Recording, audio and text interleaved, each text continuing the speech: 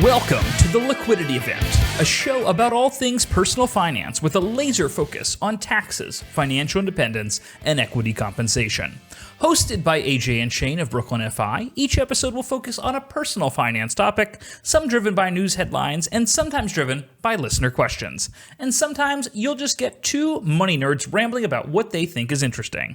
Just a quick note before we get started, this podcast is for informational purposes only and should not be considered tax or investment advice. Bienvenidos al evento de Liquidity. Somos sus anfitriones, Shane and AJ. En este episodio... What's up, AJ? How's it going? Are we a bilingual podcast now? I love that for us. You were like, you seem distracted. I can start whenever you're like, I'm just translating this. I know you. I know when you're distracted and not paying attention to anything I say.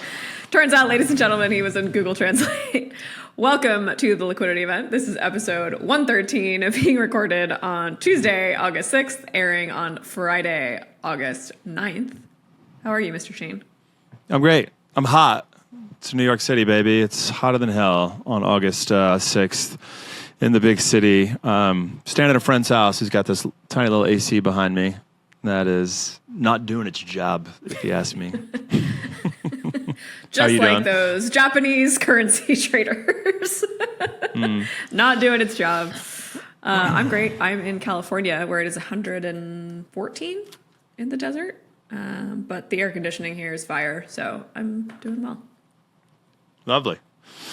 On today's podcast, we have three different items that we're going to get into. No, we're going to some scammity scams. It's your favorite topic. Love scams. It is fun to dive into scams. We're going to talk about boomers getting scammed out of $750,000 and other people getting scammed. We're going to talk about the cesspool that is LinkedIn. If you've been on LinkedIn, my favorite social media site. You do love LinkedIn, which I find very interesting. I have a collection of LinkedIn lunatic posts that I'm going to go through that I've collected that I found very funny, including the CEO of Lattice, our HR software solution, an AI item there. And then finally, we're going to talk about the market's volatility that occurred over the weekend and really on Monday morning, just yesterday. So let's get started. Where do you want to start, AJ? Let's start with scams. Oh, before we get started, I just want to say a big thank you to all of the BKFI clients who came out to our fantastic, if I don't say so myself, client event in Williamsburg on Thursday night. We had tacos, we had drinks flowing, we had conversation flowing. It was great to see everyone catch up with old friends, meet new faces. I just had the best time ever. It was good to hang out with you too, bud, IRL. Yeah, of course. We got to hang out more last week than we have all of 2024, which was awesome. You guys, I made Shane go to a hot yoga class hungover, and he survived. You did very well. Thank you.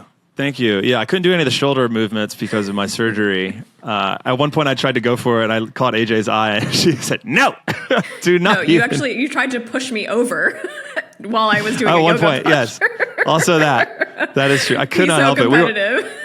We were I was in triangle doing my awesome stretch, focusing very hard on separating my shoulders from my head, and all of a sudden I feel this shove on the middle of my shoulder blades. I think some of the funniest things you can do is shove your friends when they're not expecting it. Shoving someone during yoga is funny.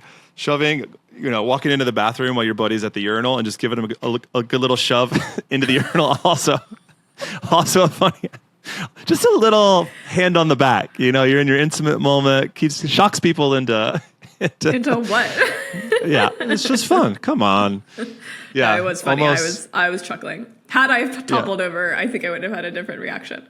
I don't skip leg day, AJ. I'm pretty good at yoga. I can hit those poses. You were good. You were great. Yeah. Actually, I'm still in your neighborhood. I might go back. I thought about it the other day. Yeah, might take shout a run. out to Tangerine Yoga. What else?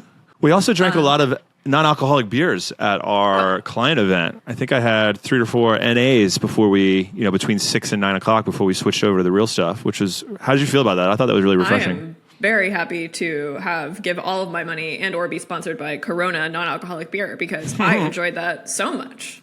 Little lime in there. I honestly couldn't tell the difference. I'm not a beer drinker. I don't have that taste. I like I'll pop a Corona in the right moment. And now I'm going to go NA. Yeah, I mean, making your bartender make an NA cocktail when it's a busy bar. First of all, if you're at a busy dive bar and you make the bartender make you a cocktail, I don't like you. I'm not a fan of you if you're doing that situation. One of my least favorite things is there's a line of 6 people behind you, and you're like, "Yeah, let me get a margarita. Can I switch out the Saint Germain for give them this complicated?" and they got to put the girl mark. No, just wait. Just wait till all the beer drinkers behind you. Of course. Okay. Also, agree. Except the more extreme version of that is at the coffee shop in the morning when you're trying to that's my follow-up. You're trying to get your black coffee, and someone's like, "I'll have a double matcha latte with oat milk, with extra foam, and brown matcha instead of green matcha, and also no whip and vegan whip," and you're like, "Yeah, God damn it, I can't function if I need a black coffee." There needs to be 2 lines at every bar and every coffee shop. One of them is for black coffee, real coffee drinkers. The other one is for posers. And at the bar, there's one, and it doesn't have to be permanent. It can just be on this side. If you're getting black coffee, it's free. It's free.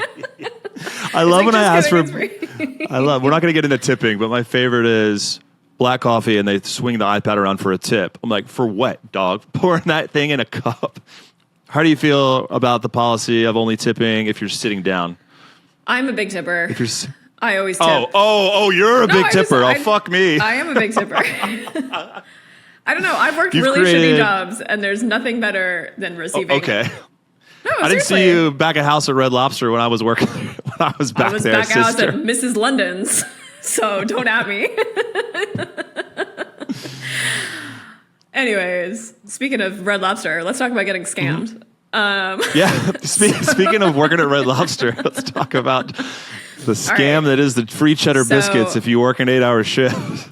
But okay, we have to talk about scams because, first of all, I think there's a bit of voyeurism, or what's it called, looky-loo. When you see a car accident, you want to slow down and see what's up. I think there's a bit of that. Rubbernecking. Thank you. I believe is the. Thank you. When we're dealing about scams, it's like, oh my God, how could this person be so stupid to get caught up in this thing? Oh my God, their life unraveled. There is a bit of Wait, give us some context here. Where is this article? This Times article? Yeah, so our latest scam that we're talking about, New York Times article published just last week. The title is How One Man Lost $740,000 to Scammers Targeting His Retirement Savings. So this is a case of a lawyer in Arlington, Virginia, who was targeted and had his retirement accounts wiped, which is obviously horrible and tragic. And the real kicker is that when you liquidate your retirement accounts, that is a taxable event. So on top of his money getting stolen, he actually owes income taxes on this situation, on this scam, basically. So he's in litigation right now to try to hopefully undo some of that and get some relief, but not looking good. So, go ahead. Yeah, no, I mean my least favorite part of this article is the tax impact. I think the fun part of this article, if there is one, unfortunately, is the Hollywood levels of script writing that are going into these scams that we're seeing lately. The fact that there are multiple characters involved. I think at one point the guy logs into his Charles Schwab account, and the scammers had access to his personal laptop, so that when he did log into his account, it created a fake screen that had the logo of his company, and it says, "Hey, you need to contact the FBI, and here's your agent's name." I think there's a few things that we want to talk about here. Also, who is getting scammed and why? I think there's something to do with older people that are embarrassed, and they're also people that are alone. It seems to be the case. There's no following up. This seems a little strange, a little too bad to be true or too good to be true in both directions. In this case, too bad to be true because the guy was told that, hey, somebody was trying to get into your accounts and we're here to help you out. And he thought he was helping Samaritan and help everybody else out. Who wouldn't do that? I mean, what kind of good person? And that's what makes it even worse. It's like, oh, this person's such a nice guy. But and also being a scammer must be an incredible job. I mean, you have to have the morals. These are Harvard graduates, right? Beelzebub. Yeah. You got to be good at psychological warfare. You got to be good at talking to people. You got to be good at hacking. Honestly, if you're a scammer out there, we are hired. No, just kidding. First of all, We are hiring now hiring scammer. That would be wait. considering our something. business model. I have to repeat something that you said earlier. So we had Charlotte Calls on this podcast who also got scammed. She is not alone. She is young, and she had some statistics that it's actually not older people that are getting scammed. We're only hearing about the older people getting scammed because they're the ones that are willing to come forward. But actually, in terms of the complaints and the people actually consistently getting scammed, it's not people that are older. It's actually shifting more towards those in their 30s and 40s. So it's not just old people. One of my buddies got scammed financially here in New York because one of those scams is the apartment that's too good to be true on Craigslist. Yep. Right? And you're trying to stay in New York, and you're like, all right, you got to lock this apartment down. And you need to send $2,000 immediately in order to lock this thing down. You can move in a week from now. It's ready to rock. And then the money goes, and then people disappear. Right. And that to me is a scam that I would absolutely fall for because I've had those. It's like, speaking of psychological warfare, that's a familiar thing. I know that it's really hard to lock down an apartment in New York, and I have had sketchy situations where you got to show up and drop the money here, and it's cash or this, or it's a cashier's check. So I was just at your house actually, and you dropped an envelope full of cash into a mailbox. Which was legit. The legit, like sometimes people that can't afford, I mean, in this case, the guy had $750,000 in a 401k, so he could afford whatever. But sometimes like people that can't afford things are the most susceptible to it, right? Because it's a deal that's too good to be true, and they're just trying to make ends meet, and they can't afford to pay market rate for certain things. Or they can't get a certified check from a bank because they don't have a bank account, or they don't have that much money for a security deposit right then. They need an advance on their paycheck to lock the apartment down. So yes. Yeah. Poor people do get preyed upon. But this story is really interesting because this is a guy who worked really hard. He saved almost $1 million in his tax-advantaged retirement accounts. Like, good job for following what you're supposed to do. He did the thing. He didn't spend the money. He saved it for himself. And then, poof, overnight, well, not overnight, over a series of, coerced withdrawals of his money, he lost it all. What I found very interesting about this story is when... there are protections in place for people, right? He had a financial advisor, and the financial advisor did all the right thing. When I first started reading it, I was like, oh, the financial advisor was in on it. But the financial advisor did all the right things. The financial advisor raised the red flags. He locked the account so he couldn't withdraw it. And you know what the guy did? He moved it to another institution. He took it out of he took it away from the guy who was trying to protect him. Think about like with our clients, like if something wait, wacky, I'm sorry. Sorry. He overrode the advisor that it was attached to his account, was trying to lock it down, and he went in because he moved it. The relationship between a client and an advisor is an interesting one because Bernie Madoff had custody of client accounts, and everyone's familiar with what happened there. He had the ability to trade. He had the ability to move the money from one account to another. There was a lot of trust. He had, he was the head of he went to the London Stock Exchange. He was created the New York Stock Exchange, and all of the infrastructure behind it was a beacon of the industry for 30 years. Turns out he was lying all those years, and because he had custody, all that money had just disappeared. And then, so we kind of locked that down. And one of the things that financial advisors, what they're in charge of, or what they remain in charge of, and one of their roles is to protect client. The industry is heading in this direction where we just protect our clients from the bad actors who apparently are becoming more and more scammers than advisors that are stealing money from clients. Well, we got to see some legislation changes in the space, perhaps. And when your average congressman is 77 years old, I forget the average age of Congress, but I don't think they're on top of the post-COVID AI. Did you know that? I think I told you. I don't know if I mentioned it on the podcast before, but my Chase account, all my Chase Ultimate Rewards points were stolen, which doesn't sound like that big of a deal, but somebody impersonated my voice. Fucked up, yeah. And they stole $3,000 worth of points, which I didn't know they were even that valuable. I called up Chase, and they got them back somehow. But it was like a classic blockchain thing where they would move the points from various accounts that they had hacked in a crazy chain. Yeah. Our legislation needs updates here. Well, so what happened with this scam? So he was coached by the scammers. The scammers had an answer for everything. So when his advisor of 20 years, so someone he trusts, someone who's helped him save all this money and who was looking out for him ultimately, when the advisor was like, hey, red flag here, what's going on? The scammers had an answer for him. And he said, it's a surprise. You're buying a property in Canada. I had this like elaborate scheme. The advisor, again, did his due diligence, was like, what property? There's no property. This property's never been sold. This is a scam. And then the guy was like, and then the scammers were like, see, he's in on it. And he's on this list that the IRS is watching him. He got gaslit. He got gaslit. I mean, there is a bit of like main character energy thing going on. Like this, he's the guy who got scammed at one point. It's like, it was like a James Bond film. So there is a bit of like ego at play here. And that's what the scammers are preying on, right? Like, I'm so important. I'm going to play along with this. Oh, I'm going to help the government. Ooh, I'm going to go, there's guy's going to pull up and I'm going to give him gold bars. Like there is a bit of like, am I in a video game? Am I in a James Bond film? You know, is this Mission Impossible? Like there is a little bit of like excitement.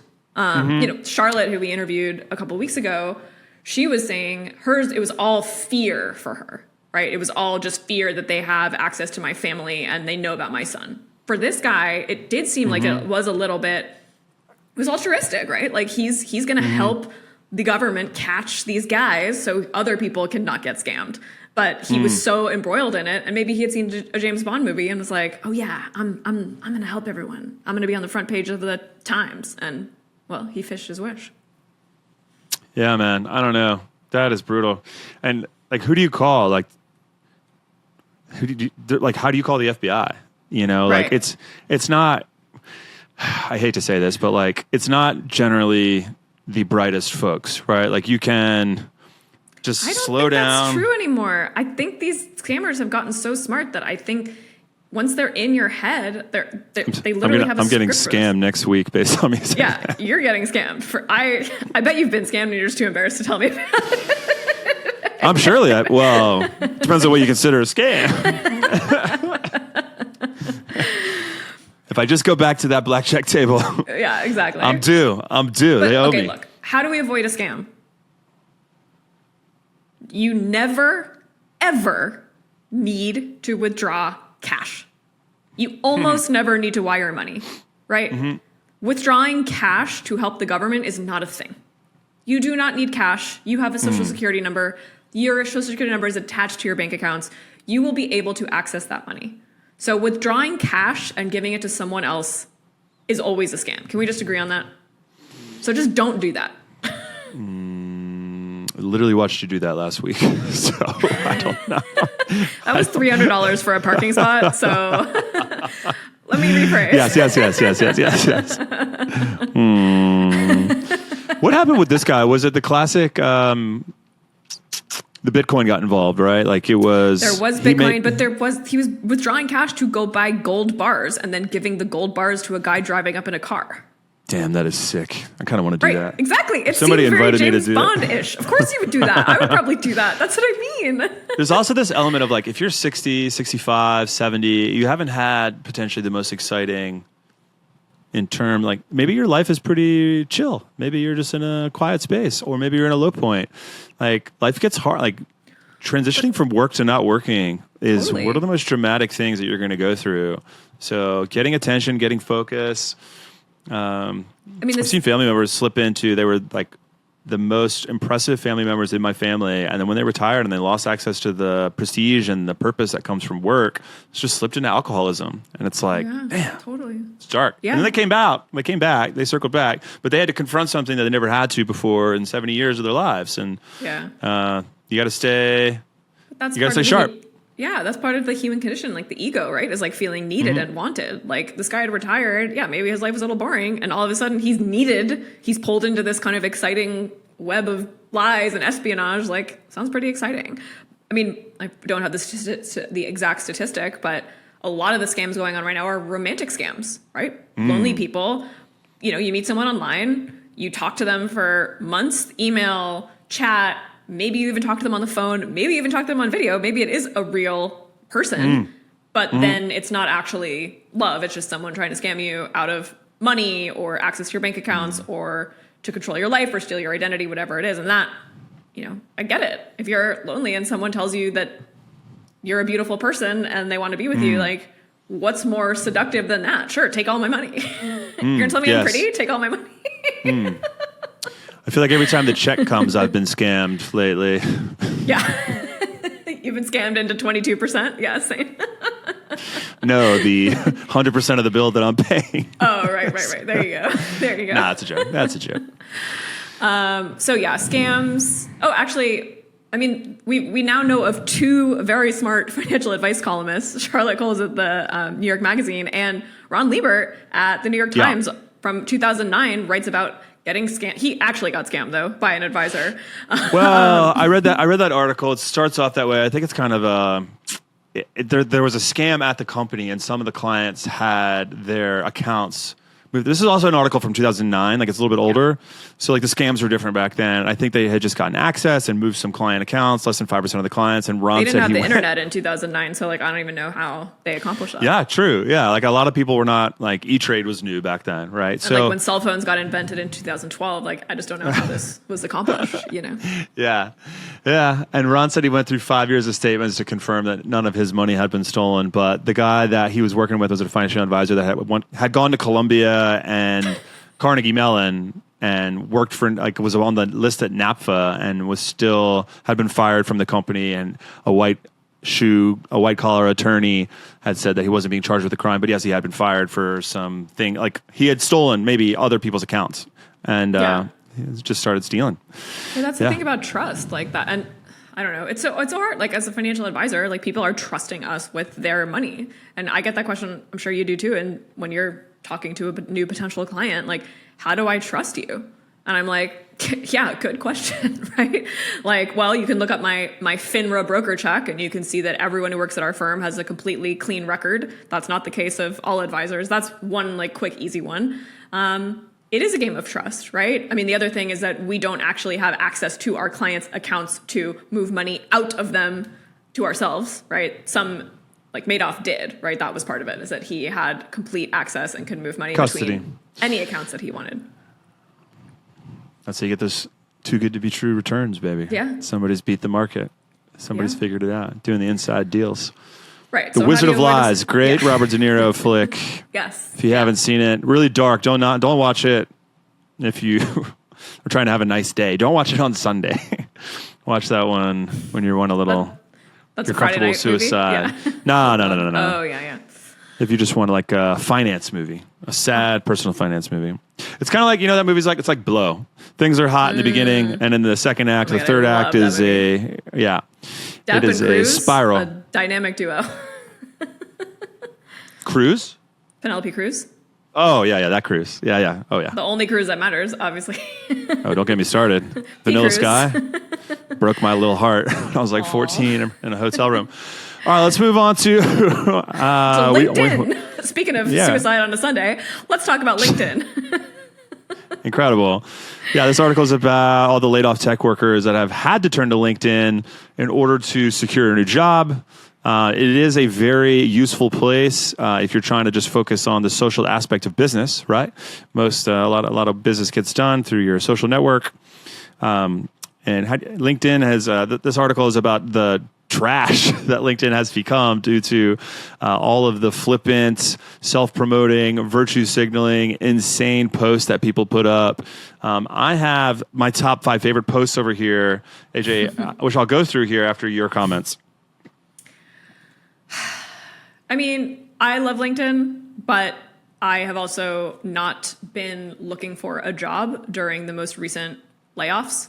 So I think my experience as a business owner and looking for potential talent and networking opportunities and having positive things to brag about my company, like I'm the problem that this article is talking about, right? I'm the person being like, come work at my amazing company. Look at all the amazing things I've achieved. Like, I have a lot of empathy for people who are like, this is the job market. Like, I don't get to go to like a job fair or interview at real companies. These are just, I mean, how many AI companies are there sprouting up in the HR space alone to try to take more humans out of this process, which is like, we have all these roles to fill. Does this person match with this role? Like, it is so inhuman. And like, when you're coming from a position of pain, aka you just got laid off and you're uncertain about your financial future, like doom scrolling through LinkedIn and like faceless jobs at faceless companies that you don't know if they're going to be in existence 3 or 6 months from now.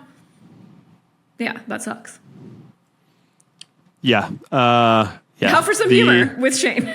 Yeah. Well, a few of these are pulled from LinkedIn Lunatics, which is one of the best subreddits that's ever existed. It's got like 600,000 followers. I'll start with my least favorite. Stories on LinkedIn be like, yesterday we had a Zoom meeting and Sanjay was reluctant to turn on his cam. I insisted that he did. It turns out he was in the ICU where his mother lay dying. I said, don't apologize, Sanjay. And I didn't fire him. I just cut his salary. And then there's the one with the Turkish shooter, the iconic memester that got second place. And it says, Yusuf may have just won at the Olympics, but if he showed up to work like this, his resume won't get shortlisted. He won't get the right projects because corporate success is more about perception than performance. Okay? There's this guy that... This one's good. This guy quit his job to prove, this is kind of like a conservative thing too, like anti-homeless, quit his job to prove that he could become a millionaire within 12 months with just a cell phone. He literally left his apartment, all of his possessions, and like it's documented him like living on the streets, and he ends up living in a guy's RV full of roaches. And he tries to like do trades on Craigslist. What's that movie? Oh my God, there's a great 80s movie about like a real estate developer. Pursuit of Happiness? Is that what it is? You're talking about Trading Places? No, not Trading Places. It's like a real estate developer, like in order to close the deal, has to like live on the streets or something. Oh, fuck. Oh, I don't know. Back with it. It's really good. I can't think of the... Good segue, though. Sorry. But yes, they made a movie about that before this happened. He ends up like making $65,000, but like it turns out there was like a health scare in the family, and because he didn't have health insurance or a job, he had to quit working. And like all of this just proved like how fragile our system is and how top heavy it is and how we need to tax the rich and all that. So that was fun. Another great one is the head of Lattice, an HR company, announced, looks like this was 4 weeks ago, Sarah Franklin, CEO of Lattice. Today, Lattice made history to become the first company to lead in the responsible employment of AI digital workers. By creating a digital employee record to govern them with transparency and accountability. There's a lot more, but the laid off tech workers just went insane on the comments. By the way, she signed it Sarah Lattice because people is their slogan, which is, first of all, incredible that you're talking about AI digital workers. Yeah, the guy who founded Lattice wrote a book called like People. Right, of course. And then the next one is my favorite comment is, when are we going to get a digital CEO or an AI CEO? Which was a great comment. And then the best one of all is just 2 lines. It's a guy proposing to his girlfriend. I proposed to my girlfriend this weekend. Here's what it taught me about B2B sales. And that's just an incredible, everything after that. I saw one where it was like, a guy was like, I was at my 2-year-old daughter's ballet recital, and she ran off stage crying. And as I was comforting her, she told me something, and he's like, I said, stop. This is a great LinkedIn anecdote. No more crying. Yeah, I do. I love the ones that are like, that. This isn't even necessarily need to be about LinkedIn, but it's like about their 4-year-old kid saying something incredible that there's no way your 4-year-old can say that. Like LinkedIn is just full of that shit, that shameless self-promotion. Oh, there's another one here about a girl who's on vacation in Croatia, and she said, you know how much I love marketing? I didn't go to the beach with my friends today on vacation. I drove an hour to a WeWorking space to bang out some work because I just love it so much. It's like, oh my God, that is so fucking dark. Like, go on vacation, bro. I mean, like, that's why, like... Go to the beach with your friends. Yeah. That's... But isn't that... I mean, that's like the unhealthy, like, workaholism. Yeah, grindset mindset. That we're accused of, rightfully so. Like... I think there's a happy medium. I think glorifying sacrificing your health for your company. Yeah, no, I wouldn't mind all this if like wealth inequality in the United States wasn't just slowly spreading more and more, and we're having to work like this because our corporate overlords are making us do it, and the tax system is broken, and Citizens United keeps it that way, and BP is the largest producer of emissions by like 700,000 full, but we're told to recycle, and like all that shit of like post late stage capitalism that we're dealing with. But you compound these 2 things, and it's like, guys, wake up. At the same time, we have to do it because we have all these entrepreneurs that might not be able to get day jobs that are just trying to survive, and so you almost don't blame them for the self promotion, but you just it's distracting from the real problem, which is systematic inequality. Or, I mean, why do people need jobs? For your guy who tried to make $1 million and made $65,000, like, you can live frugally and support yourself. There are many ways to make money in the world. The problem in this country is health insurance. If you have a situation where you need health insurance, one scrape, you get hit by your bike, one thing, if you don't have health insurance, like, that wipes out your net worth. You're set back 20 years or more. Like that's it. Game over. Yeah. You know? I wouldn't have a right arm or $200,000. Those are my two choices for my accident earlier this year. Right. Those were my choices after my skateboarding accident. The use of my right arm or $200K. So luckily, LOL. Yep. I was able to spend $10K on health insurance and get my right arm instead. We love that for you. So we only have a few minutes left. So we have this stock market sell-off on Monday. Bad news in the Japanese stock market triggered some concerns around the U.S. government's, the U.S. market. China is also having a slowdown, and China is one of the biggest consumers of U.S. products. We're big exporters to China. We're worried about the Chinese ability to the demand there for European products as well. So China's slowdowns and also a weak jobs report on the U.S. economy started to trigger the fears that we weren't going to get a rate cut from the feds fast enough. We saw one of the worst days for U.S. tech stocks in 2 years, since 2022. Intel saw its worst day of trading in 40 years. Yeah, didn't the CEO like tweet out like a prayer or something? Oh yeah, the CEO also did tweet a word from the Bible, which I won't touch with a 10-foot pole. I was talking about the Bible, not his tweet. And then, should we start quoting? Should we start picking passages out of Deuteronomy to? No, I think we should pick a different book and just treat that as the Bible. Like, I don't know. Let's pick a funny book and just. What about the Jewish side, AJ? How do we feel about the old version of the Bible? The first OT? Half. With the angry God. The OT is the OG. The OT. The Superior Testament. The Superior Testament, dear God. Anyways. Yeah, not a fan Shane, of, I think we should have a liquidity CEOs event. getting religious. I think you and I should intimately study a random book as the Word of God and just treat it as if it was the Bible and create entire LinkedIn personas and have the book be like, not like classic literature, just like a funny like novel or something. Yeah, like, I was going to say we could do something not Dunce's funny, style. like Marcus Aurelius' Meditations would not be funny. But if we did, we should do like Douglas Adams, Hitchhiker's Guide to the Universe, or something like or that. Like, who's the romance novel or the mystery novelist where it's like an A for, it's like Christina, M for murder? Agatha Christie. No, it's like Christina a more Aguilera. Christina Aguilera. Agatha Christie. How about 10 Christina Little Aguilera's Indians. memoir? Anyway, this is a bad idea. Anthony Kiedis' memoir. Scar tissue? Yeah. Hell yeah. Speaking of scar tissue, that's all yesterday's sell-off was. Just a bit of scar tissue. Thank you. Thank you for reeling it back in. Yesterday was like panic. If you looked at every headline everywhere, it was like panic, panic, this. Memes were popping off like... I don't know. Are investors still selling off their portfolio when the market dips? Are people still doing that? I think they are. That's what yesterday told us. Like, we have all this data that tells us don't sell when the market goes down just because you think it'll go down further. Like, this is a bad move. Are people still doing that?